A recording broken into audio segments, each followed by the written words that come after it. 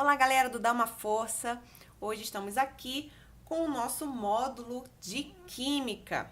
Vamos começar a falar sobre as ligações intermoleculares. Galera, esse é o assunto que muita gente tem dificuldade, mas nós vamos mostrar como é simples entender o que se trata de ligações intermoleculares.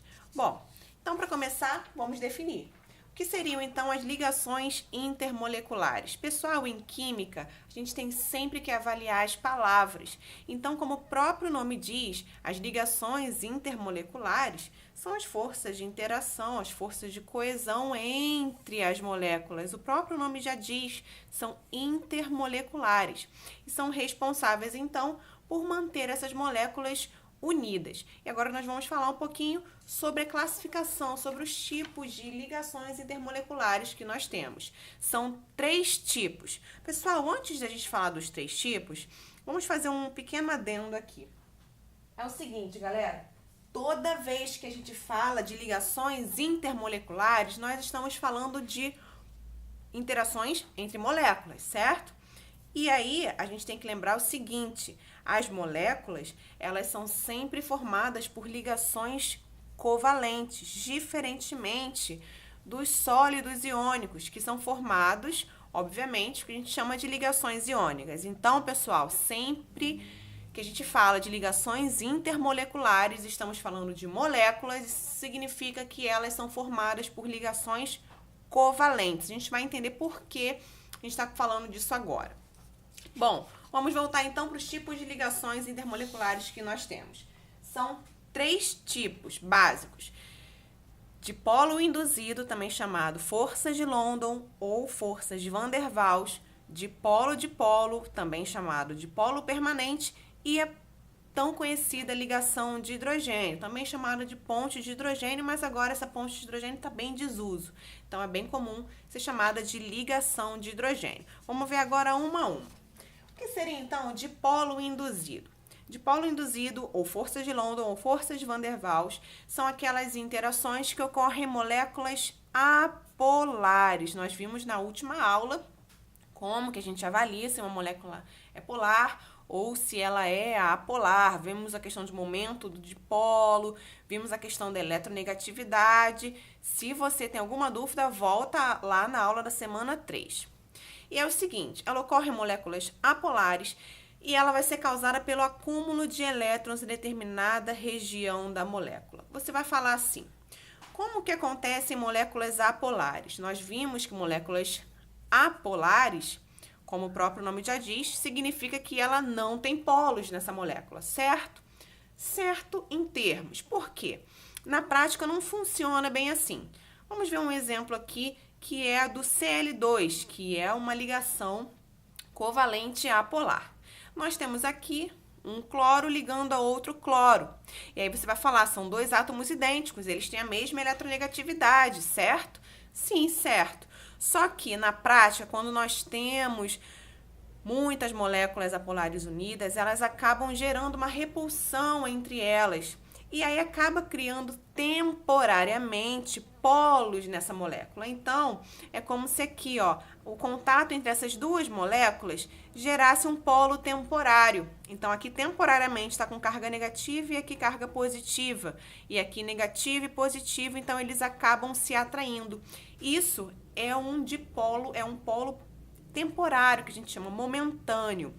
Então, com esse polo aqui momentâneo formado, eles vão acabar se atraindo, essas moléculas, e permanecem, então, unidas ali. Só que a gente pode ver que, como esse polo é momentâneo, a gente já consegue ver que a interação vai ser a mais fraca de todas, até porque isso aqui vai ficar sempre modificando.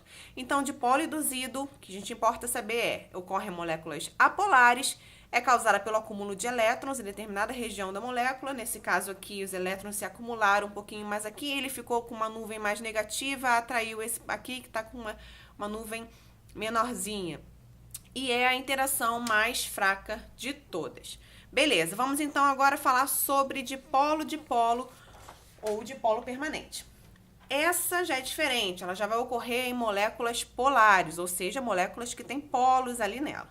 É causada pela atração entre o polo positivo de uma molécula com o polo negativo da outra molécula. Vamos ver o exemplo e, obviamente, se eu tenho realmente polos reais da molécula, a atração vai ser maior do que o dipolo induzido que nós acabamos de ver. Por exemplo, temos a molécula de HCl, também é formada por ligação covalente. E aí eu tenho aqui claramente polos definidos nessa molécula. Por quê? Porque o cloro é bem mais eletronegativo que o hidrogênio. Então, ele tem uma carga parcial negativa e o hidrogênio uma carga parcial positiva. E aí, o cloro, que está com uma carga parcial negativa, ele vai se atrair com o hidrogênio, que é positivo, e o cloro com o hidrogênio, e assim sucessivamente.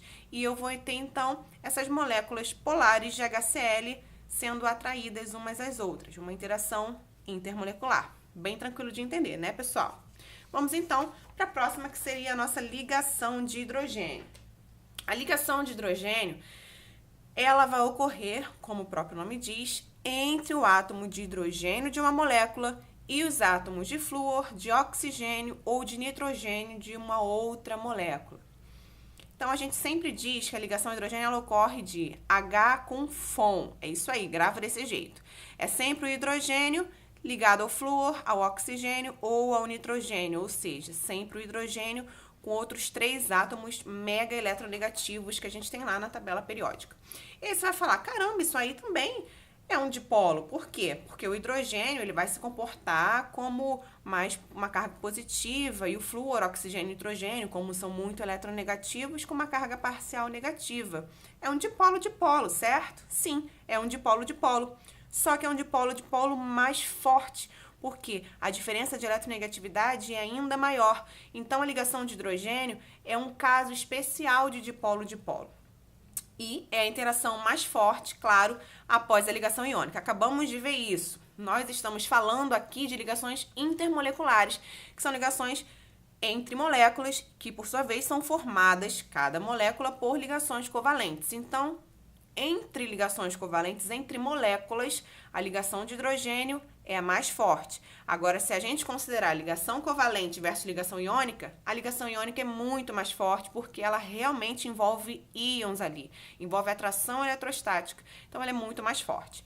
Bom, olha aqui, ligação de hidrogênio básica na molécula de água. Nós temos aqui a molécula de água, H2O, formada por ligações covalentes. E aí eu tenho que um hidrogênio vai interagir com o oxigênio da molécula seguinte e assim sucessivamente, mantendo essas moléculas de água bem ligadas. E isso é muito importante para algumas propriedades da água, por exemplo, seu alto ponto de ebulição. Bom, vamos falar um pouquinho agora sobre as propriedades físicas versus esses tipos de ligações que nós temos. Por quê? Porque os tipos de ligações, eles vão influenciar muito nas propriedades físicas de cada molécula, ou no caso de ligações iônicas, do caso dos sólidos iônicos. Vamos ver um pouquinho as principais propriedades físicas. Quando a gente tem uma ligação metálica, nós temos átomos e cátions envolvidos nessa ligação. A ligação é por meio de elétrons livres e o estado físico, na maioria dos casos, é sólido e nós temos um ponto de fusão e ponto de ebulição alto. Quando nós temos uma ligação iônica, temos íons envolvidos e uma atração eletrostática. A atração eletrostática é uma atração muito forte, então o estado físico principal dos compostos iônicos é o estado sólido. Por isso ele também tem o ponto de fusão e ponto de ebulição bem alto. Agora, quando eu tenho compostos formados por ligações covalentes polares, nós vamos ter moléculas envolvidas e a gente pode ter atração do tipo dipolo-dipolo ou ligação de hidrogênio. E aí, essas ligações são mais fracas do que as ligações iônicas, por isso que o estado físico dela é o estado líquido. Por quê, galera? O estado sólido, ele contém os compostos mais unidos ali. O líquido um pouquinho mais separados e o gasoso mais separado ainda. As moléculas estão bem mais separadas do que os outros casos. Por isso, nós temos um ponto de fusão e ponto de ebulição baixo. Agora, quando nós temos ligação covalente apolar, também temos o caso de moléculas. Mas a atração vai ocorrer por dipolos induzidos e o estado físico gasoso, porque essas moléculas vão estar mais separadas. E aí, o ponto de fusão e o ponto de ebulição vai se tornar bem baixo. Beleza, galera? Bom, podemos ter mais tipos de interações intermoleculares? Sim, podemos sim. É só a gente misturar o que a gente acabou de ver. Por quê? Justamente isso.